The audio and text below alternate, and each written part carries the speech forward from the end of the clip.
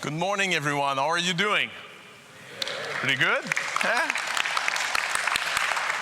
Thank you for the worship team. An amazing time in worship. So as Louis, yeah, absolutely. Yeah. So, by the way, I'm Yohan. I'm part of the overseer team here, serving the community in different aspects. And sometime when Lorenzo is really stuck in a bad situation where we need someone to take over on Sunday morning, he calls at me. Exactly. After calling at Jesus first, and then it's me coming. No, I'm kidding, but that's really something special about this community also. There's other voices. You probably remember Fresh Voices series at the beginning of the year where we had the opportunity to hear a few other people of the community sharing also the gospel and the message. So that's really something that is a big privilege to be part of a community where the different expression of or gift could be done in different area, even for the message as well. So I just wanted to, because it's my opportunity to be with you this morning, I just wanted also to honor our dear Lorenzo also that is serving Sunday after Sunday. It's not something that we can do often, but my father has been a pastor for a few years, working full-time and being a father full-time and a pastor full-time. And Lorenzo has done the same also for many years, still doing works and serving that community and all of this. And I could say for first eyes in my father's life and in Lorenzo's life as well, that it is a big challenge when you choose to serve the Lord, be a pastor, be a shepherd for a community. So, and it's the same thing also for the family that is really devoted, like Michelle, Kalia that is with us, and Josiah. Can we just manifest our appreciation to them?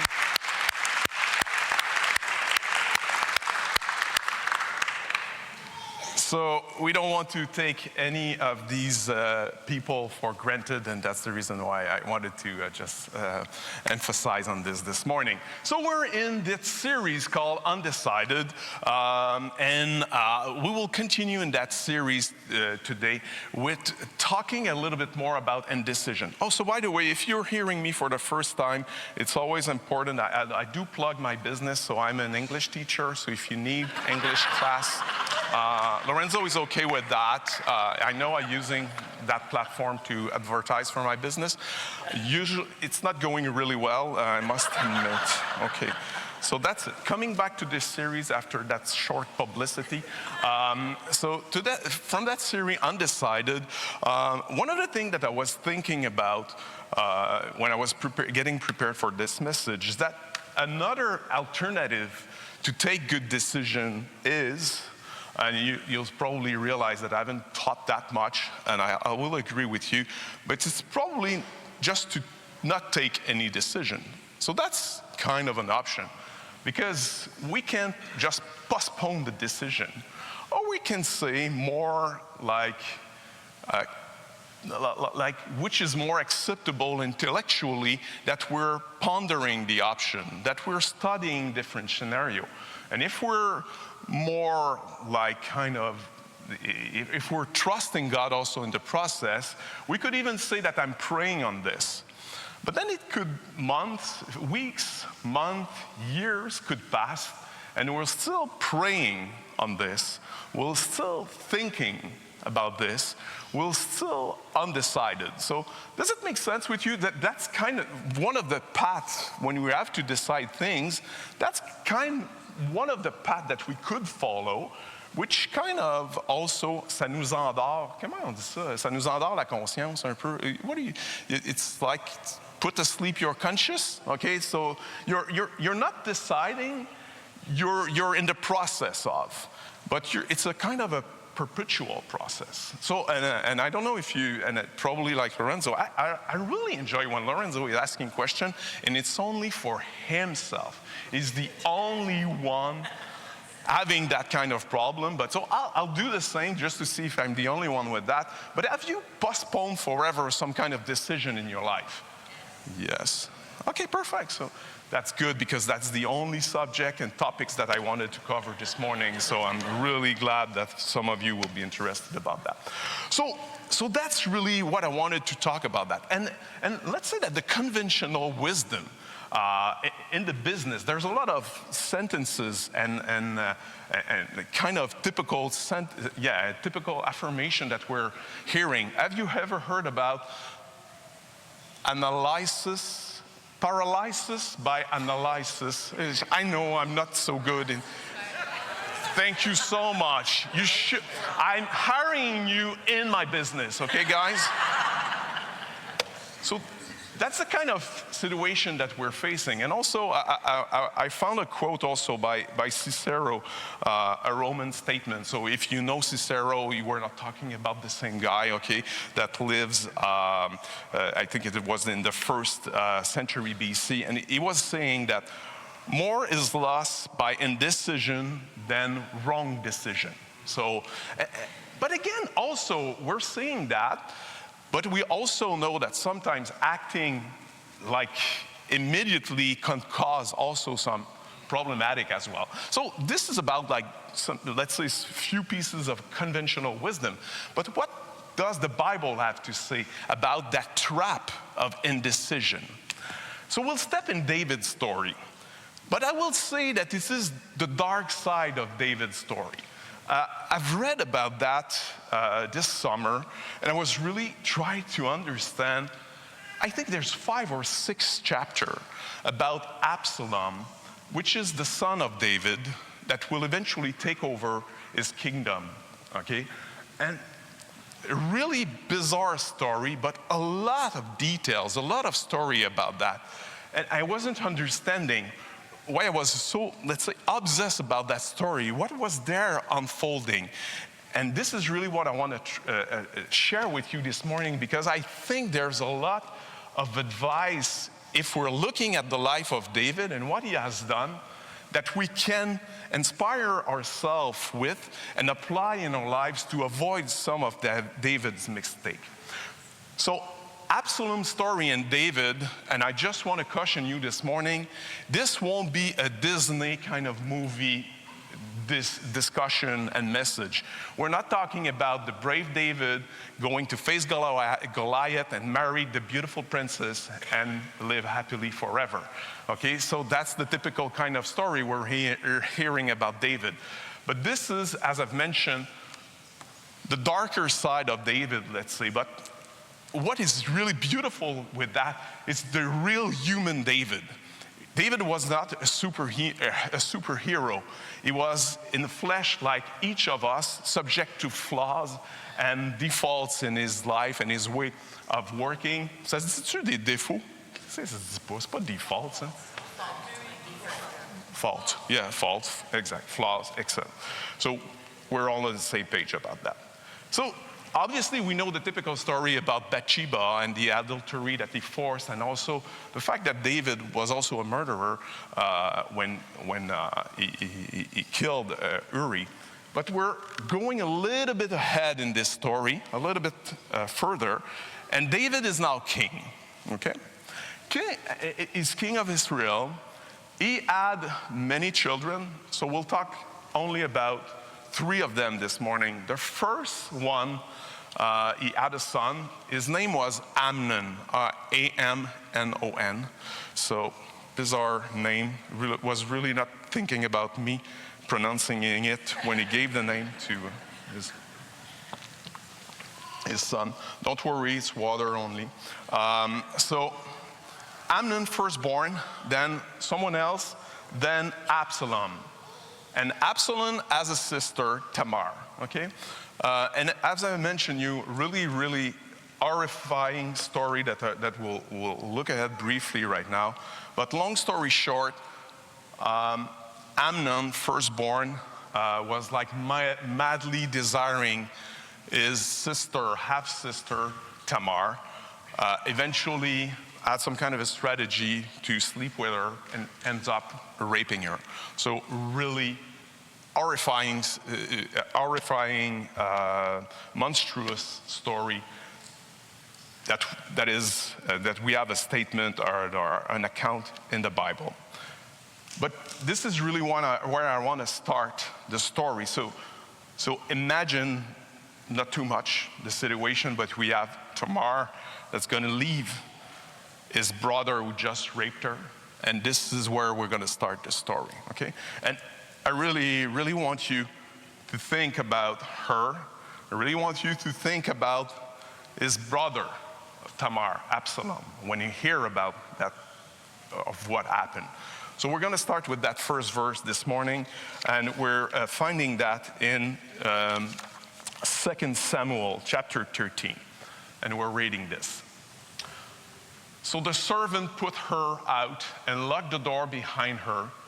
She was wearing a long, beautiful robe, as was the custom in those days for the king's virgin daughters. But now Tamar tore her robe and put ashes on her head. And then with her face in her hand, she went away. Next slide. Her brother Absalom saw her and asked, "Is it true that Amnon has been with you?" "Well, my sister, keep quiet for now.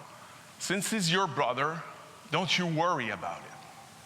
So, and I won't talk that much about Absalom's advice and the way he's been able to consolate or help his sister in that, but we could talk a long time about this, but that's not the purpose of our message this morning. But that's what he's saying to her. I'm not saying it's any good, but he's just saying, keep quiet for now, since he's your brother, don't worry about it. So Tamar lived as a desolate woman in her brother Absalom's house. When King David heard what had happened, he was very angry. And though Absalom never spoke to Amnon about this, he hated Amnon deeply because what he had done to his sister. So just look at one thing right now. So Tamar lived as a desolate woman in her brother Absalom's house.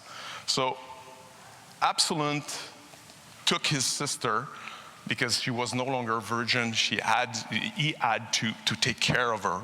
So he took her in her house, and she stayed with him most probably forever, okay, seeing like the desolation in her eyes, and all, day after day after day. So that's the situation for Absalom and Tamar also is probably broken in pieces. So if we're coming back to the verse, also, let's see the awesome reaction of David, and it's une irony. What was the reaction of King David? He was very angry. Dot. End of story. Finish. That's it. Fini. That was the reaction of David. And we'll talk a little bit more about David, but I just want to pause here and think about our lives. Don't think about situation as horrifying as a rape, someone being raped, someone being murdered, but think about situation in your life where you're stirred up in your heart. You see that there is something that is not necessarily good or necessarily going well, and you're experimenting some anger or insatisfaction, and it could be like, for instance, like a colleague. It could be something in your a friend of yours. It could be in your couple. It could be in any situation. But one of the things that I just wanted to place here, when we're looking at the story of David, there's certainly a marker that should happen in our lives, saying, you know what? When we are experimenting anger or a negative emotion, that may indicate, it's a may, but that may indicate that this is an area of our life where we need to take a decision. I'm not saying that it's necessarily the case, but one thing that we're seeing in that story is that David was angry. Dot. No decision, no action taken, nothing. But when we're thinking about our lives, sometimes we could be angry about things, and repetitive things when we're thinking about our kids or any situation as I was mentioning. But what are we doing? We're staying in the indecisive or the inaction land, and we're trapped there. So let's move further. Does it make sense so far in terms of what we're kind of grasping from David's story? And really, the idea of what we're doing this morning is not to judge David. I'm not saying in any way that we are better than David. It's just there is wisdom and advice that is there for us to grasp and try to inspire ourselves to have the right path in our lives. So that's what we're doing today, not thinking we're any way better than David. So when we're experimenting that kind of negative emotion or anger repetitively, we may have to take a decision instead of being in the indecision perpetually. So the other thing about what we saw in that chapter, because it's over. For David, case closed. That's the reality. That's what happened. But you know what? David was the king of Israel. As a king, his duty, like one of his first duty, was to exercise justice. He was a judge. People were coming to see the king to have justice. What is he doing? His daughter has been raped by his oldest brother. What is he doing? Nothing. He's angry. Nothing. And what do you think Absalom is thinking of that situation? Having his sister raped and the king doing nothing.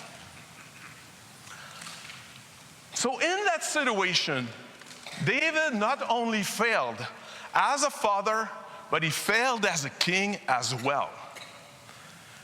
And that indecision and that being undecided and doing nothing, just having that expression of angry, will fester in Absalom's life and follow the path in what will happen. And this is the kind of thing that we need to realize in our own lives as well when we let indecision take over.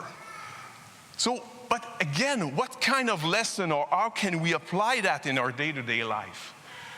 We're not necessarily king, but we're certainly for some of us, father or our mother, but we are also brother, sister, colleague.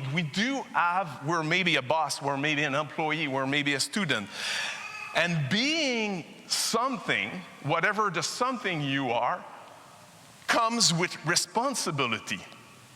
And we can't be complacent with the responsibility that comes with the role that we're supposed to play in our life. We can't stay complacent, being in that undecisive mode, seeing things in our kids' life, in our friends' life, in our colleagues' life, and just looking at that and doing nothing, like David did in that story. Does it make sense? Or yeah, makes sense. And it's not about because I'm seeing approbation from you. It's just about the story. That's what happened with David. And you'll see, it will only be from worse to worse to worse, okay? But this is what happened in that situation. So this is why owning our responsibilities, replacing indecision complacency with courageous decision-making is so important. So when we're stuck in that indecision kind of process, we need to think about the role, why we've been established in the role we're doing, and what are the responsibilities and the obligation that we're supposed to fulfill, and act and decide first and act courageously according to that. Does it make sense? Perfect. So that's another lesson that we're hearing in that story. So the story continues, and it doesn't go any better. So that's the reason why I've said it won't be the next Disney film, okay? The stories continue, and 2 years after, Absalom, again, I'm skipping part. You could read the old story. It's really, really interesting. But I'm skipping part and just going to the essential to do some kind of a short method, as shorter as possible. So eventually, 2 years after what happened with Tamar, Absalom will ask his servant to kill Amnon. So Amnon will be killed. And David will not be happy. So when David is not happy, he says, okay, David is not happy. Then, same thing here, okay? So we'll read chapter 13, okay? Chapter 13, verse 37. And David mourned many days for his son Amnon. Absalom fled to his grandfather, Talmai, son of Ammihud, whatever.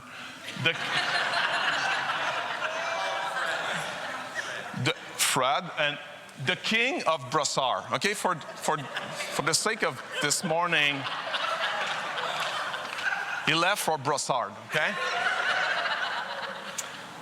So he stayed in Brassard for 3 years, okay? And King David, for 3 years. And again, bring that story back 2 years ago when that terrible things happened to Tamar, done nothing, fester, kill his brother. He's not happy. 3 years of nothingness, nothing. Then, King David, now reconciled to Amnon's death, longed to be reunited with his son Absalom. So Joab realized how much the king longed to see Absalom. So who was Joab? Joab was the chief of defense of David. Recently changed the name for chief of war. Okay? Yeah. Okay, perfect. So for those who haven't read the newspaper, it's a little reference to what is happening to the US, changing Ministry of Defense for Ministry of War. Anyway, bad joke, I'm sorry. Anyway, Joab is the chief of army of David for real, okay? And he's a mighty hero, a warrior, bloody man for sure, but also a strategist. And anyone who helps David, but sometimes he's doing his own agenda. But in that case, he's seeing David.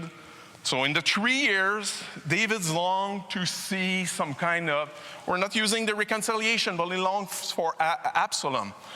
Okay, you long for something. What are you doing? When you long for something, are you doing something, typically? In that story, long for some kind of reconciliation, restoration, nothing. Again, nothing. Still caught in the undecision land. Probably all things are mixing up in his mind about, okay, if I'm bringing back, what kind of relationship. I'm still a little bit mad, but not that mad. But I love him, but I don't love him. But again, 3 years from that. And then it took Joab to build again a strategy, few verse and chapter about that, to bring back Absalom from Brassar to Jerusalem, okay?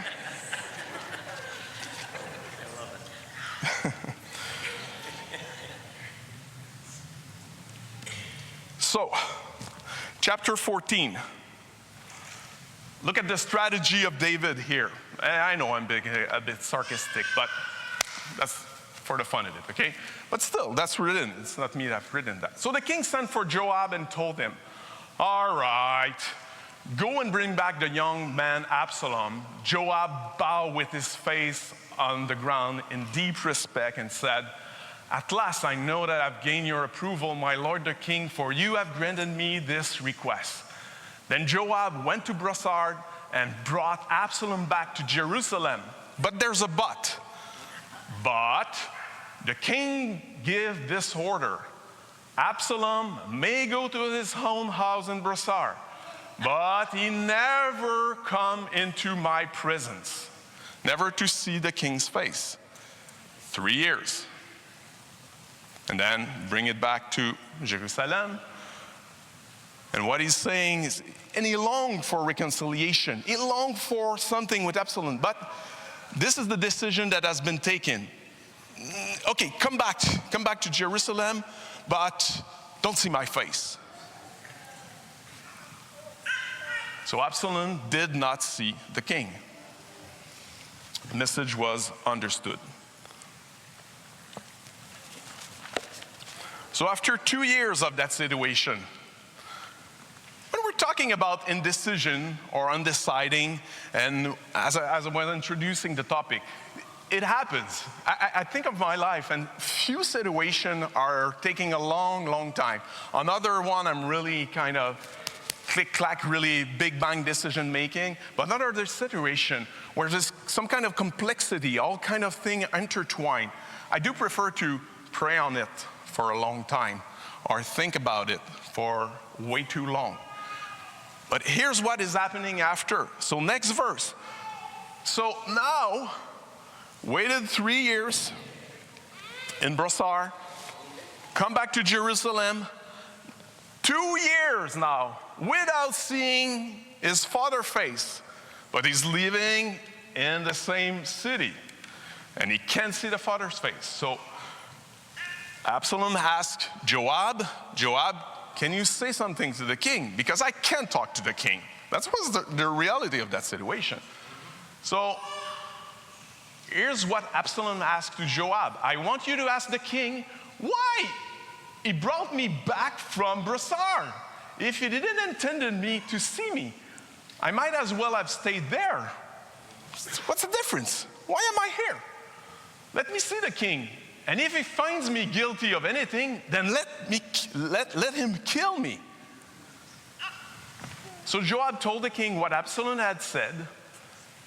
Then at last, David summoned Absalom, who came and bowed low before the king, and the king kissed him.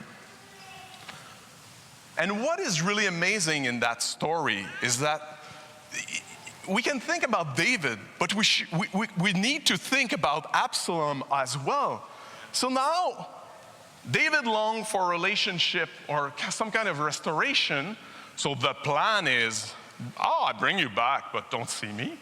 And then Absalom was also trying to understand what is happening, but he's left alone for 2 years. Probably, again, with always his sister coming with him. So that's the situation. Tamar, this is, what does she outlive? It's still there, and it's part of his day-to-day life. But then, it took Absalom to really push David in the corner to say, hey, why? Is there anything bad with me? Tell me. What is happening? You can't give me that silence regime. Tu sais, ça n'a pas de bon sens. So that's what was the situation. Now, if we bring that back in our lives, there's really something extremely interesting. Don't think about as big of situation like this, because I hope you've not lived that kind of disastrous and horrible thing. But think about smaller things that are happening in our lives, where we know, for instance, that we need to be reconciled with someone. And after 2-3 years of deep prayer, we say, okay, I'll reconcile. We'll have a dinner once a year. So that's the way we're going to build up the reconciliation. And any other thing that in our lives, for instance, again, think about the relationship with your kids, your husband as well, your boss, employees, all kind of different situations where we know what we long for. In fact, we really know what we should do, but we're not taking the decision. We're taking some kind of a half of a decision. Some kind to appease our mind or of our guiltiness, and we're not pushing the decision to the extreme that it is supposed to be taken, followed by the appropriate action. So this is exactly what is happening in David's life right now. He longed to be reunited with his son, But what did he really do was some kind of a half of a decision, not really pushing and being coherent with what was his desire and what was the right thing to do. So what we could derive from that is to look for the most coherent and courageous decision that will help us to reach the expected result. So when we're in that kind of situation, and we know inside of us, and when we know that inside of us, it's either the Holy Spirit or only the good path, our moral compass that is guiding us. When we're living in that kind of situation, we need to be honest with ourselves and look for the most coherent and courageous decision that will help to reach the expected results. But it takes honesty, and it takes the courage to have that real look at ourselves. And obviously, God can help us to have that real look in our lives about this. And as I was saying, see, our kids are struggling with something, or say we say, okay, I've told him, I've told her. So, okay, perfect. So, okay, perfect. I'm at peace with that. I've put a decision. I know she's struggling, and there's something. So I do something to appease myself, but am I doing completely the work that needs to be done to act courageously in a coherent way, whatever. Coherent. You're doing great. Okay.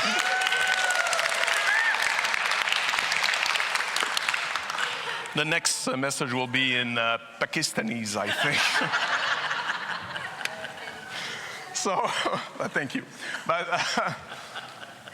so are we being coherent with the result that we want? And are we deciding appropriately? Or are we doing some kind of half decision to appease ourselves? So that's really another lesson that we can derive from David's story. So what happened after this? So 2 years of not talking to him. Then now he can talk to the king. And then here's what we're reading in the rest of the story. In chapter 15, verse 1.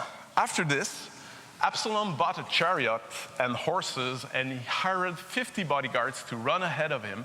He got up early every morning and went out to the gate of the city. When people brought a case to the king for judgment, Absalom would ask where in Israel they were from, and they would tell him their tribe.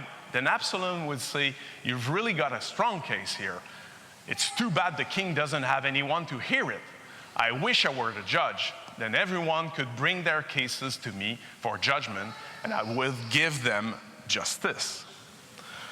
And this will continue for 4 years. Okay, so now Absalom is in Jerusalem, can see the king's face, but everything that happened in the last years has had consequences in Absalom's life. Okay, and the kind of indecision of David was not only in Tamar's situation, as we can see in the text, because if Absalom was gaining popularity, and if he was able to have that kind of access, because we'll see a little bit later in the text, he's winning the heart of the people of Israel, okay? It's because David, it was a situation that polluted probably many areas of David's life. So that indecision space took more and more places in David's life. So that's what happened for the next 4 years. And it really was the driver to a moment 4 years after for the revolt of Absalom. Okay, so he took over the throne and pushed his father. So let's go to chapter 15. And now we'll see a new version of David. Okay, chapter 15 from verse 13 to 15. Perfect. I'll stop after this one. So messenger soon arrived in Jerusalem. So what happened in the last verse that I've mentioned you? Ah, c'est ça, j'ai-tu oublié le nom? Someone will say, they really look good. Okay, perfect. So, and, j'ai-tu tout lu? People try to. Okay, anyways, pas grave. Okay, so, sorry about that. So 4 years of that regime where Absalom was gaining heart of Israel, kind of taking the place his father left empty, or the king was leaving empty, and then eventually called a big gathering where he would be proclaimed king, without David knowing. But this is something, again, that we can, and it's really interesting to think about David in that perspective. For 4 years doing that kind of stuff, he was certainly aware of that. It was not something that he was not aware. He was probably closing his eyes on this or deciding to ignore that, like a lot of things that was happening. So you see the pattern here, but you see also how it comes to fester to the point where he's proclaimed king, Absalom, and then a messenger soon arrived in Jerusalem to tell David, all Israel has joined Absalom in a conspiracy against you. Then we must flee at once, or it will be too late. David urged his men, hurry, if we get out of the city before Absalom arrives, both we and the city of Jerusalem will be spared from disaster. We are with you. His advisor replied, do what you think is best. So now, it seems like David for the last, let's say 11 years was in a kind of go with the flow mood, but now is really more in a crisis mode, and now we're seeing a David that is way more decisive, okay? Decisive, okay, get the point. So chapter 15, verse 25, then the king instructed Zadok to take the Ark of the Covenant back into the city.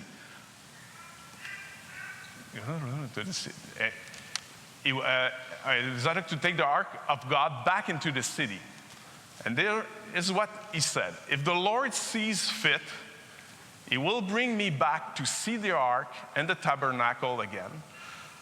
But if he's through with me, then let him do what seems best to him. The king also told Zadok the priest, look, here is my plan. You and Abiathar should return quietly to the city with your son Ahimaaz and Abiathar's son Jonathan. I will stop at the shallows of the Jordan River and wait there for a report from you. So leave the verse here. Two things really important to see.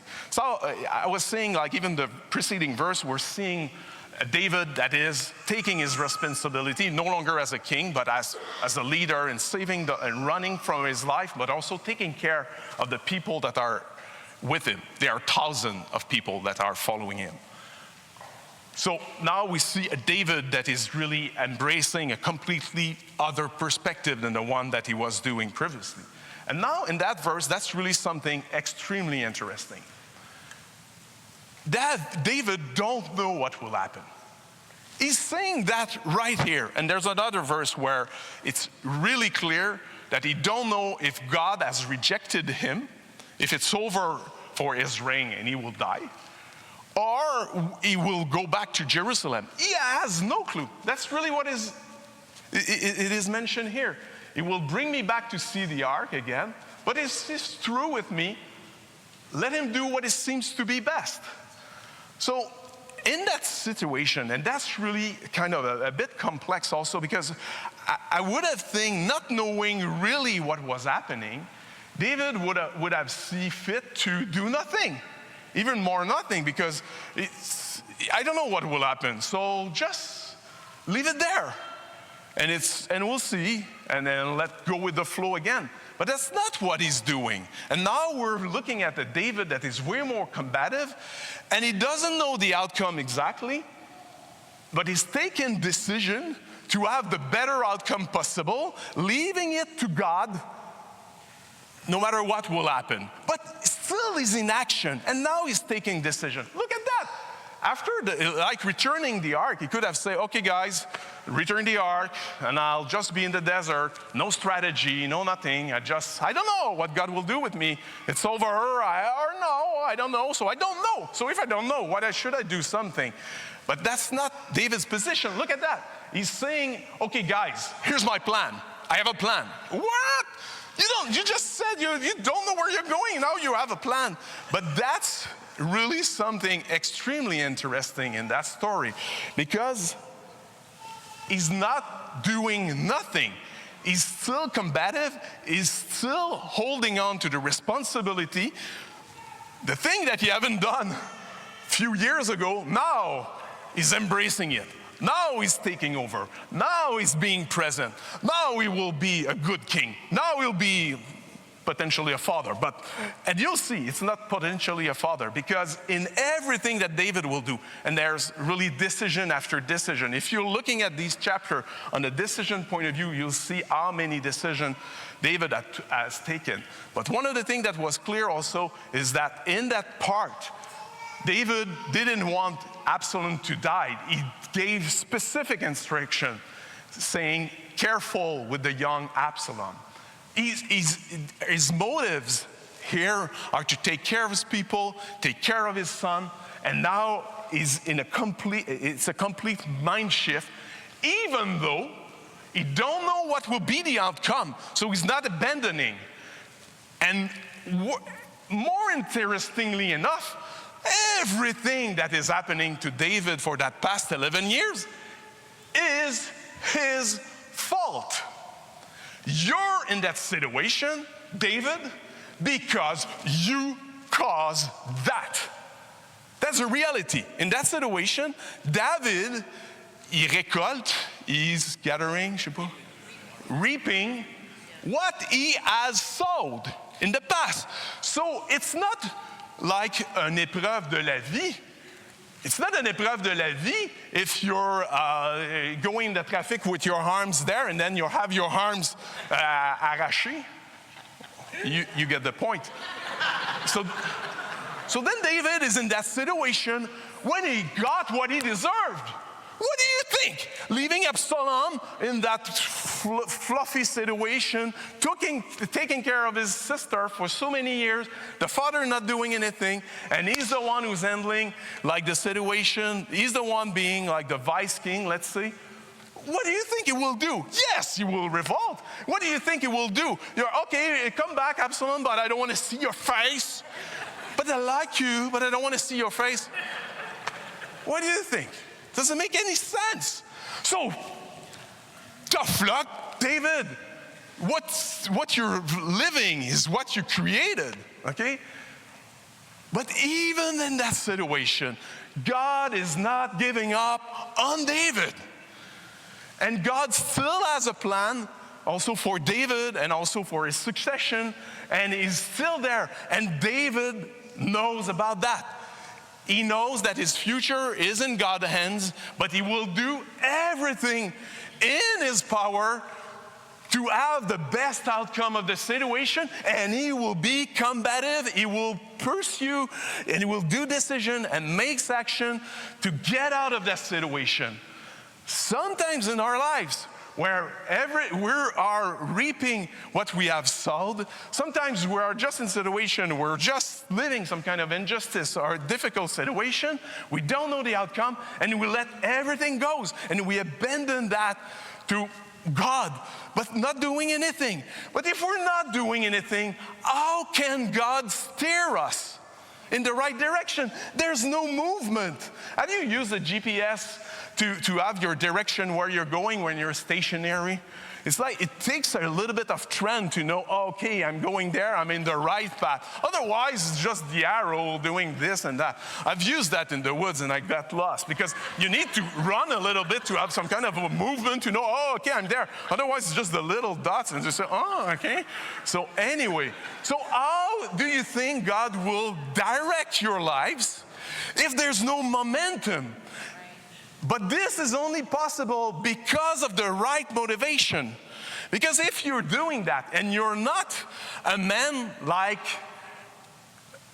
God's heart, like David was, this is what is written in the Bible.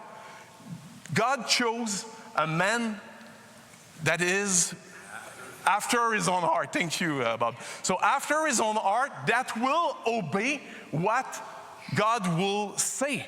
So David is now he's taking back his life in his hands and have the right motivation, willing to obey God, and God will use the different decision that David is taking to bring back his life on the right path. But he will have a rough time. This is what we saw also in the story of David. So does it make sense so far?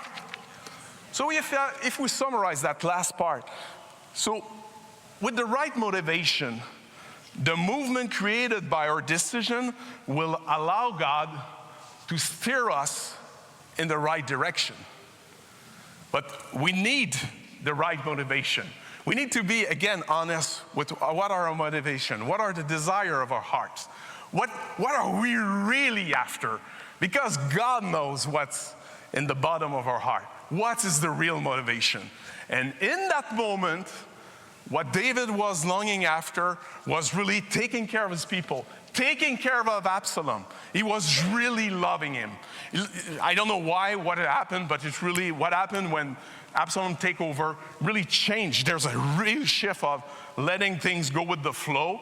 And then now, pow, pow, he's really in a decisive mode. And really God is using that momentum in David's life. So that's really something that should make us think about situation where we're a little bit stuck, we're maybe indecisive. So thinking about our motivation, what are we really seeking in terms of outcome in that difficult situation? What is our real drive? And put us in action.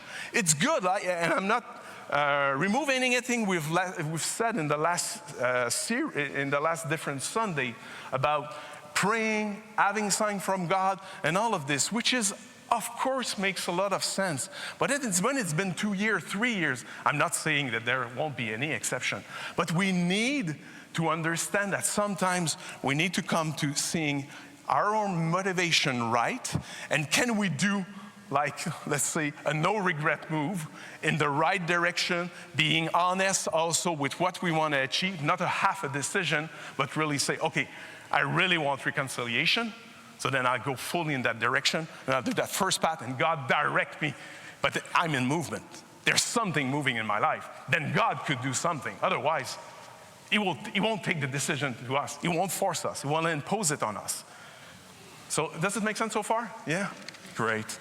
Excellent. So there's a lot of things to think when we're thinking about David's story.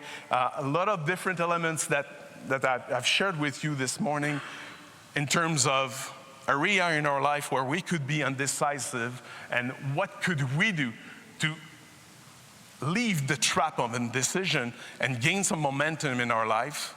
But one last thing that I would ask you to ponder and think about this morning as the musicians are coming back for the end of that gathering is the following.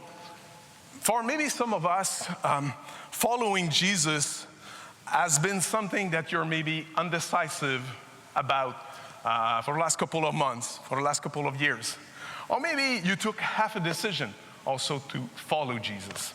That could be also something that is part of your life right now, saying, okay, yes, I want to attend the gathering, I will do this, I will do that, but that's where I'm at in my life. But talking about being indecisive and being undecided, I thought it would be a good thing.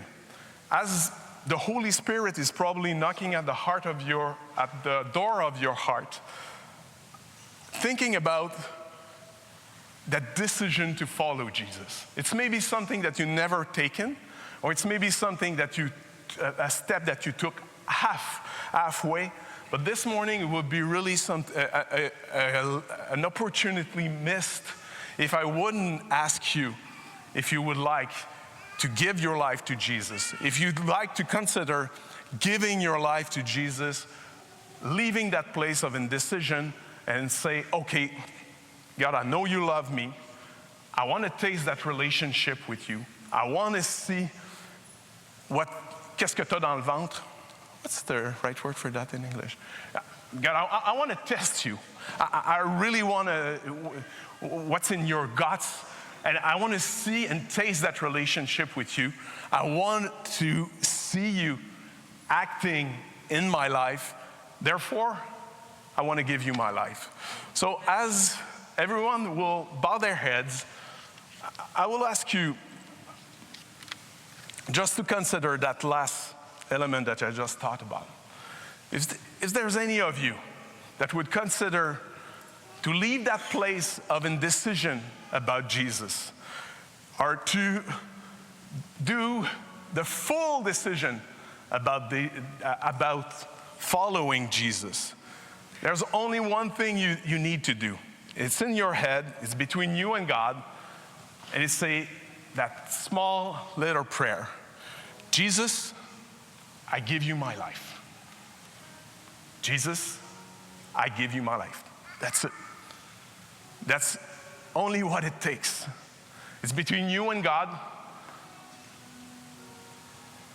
And if you've been like halfway, not knowing exactly, if you want to have like the coherent result, if you want to have the fruits in your life that comes with that relationship with God, you only need to say these words. Jesus, I give you my life. If it has been your prayer this morning, just raise your hand. Just take a moment to identify yourself. And I would like you also to consider talking with me, talking with Lorenzo, or taking sometimes with the prayer team. Also, if the decision you've taken this morning, this is certainly something as a next step that we can propose you.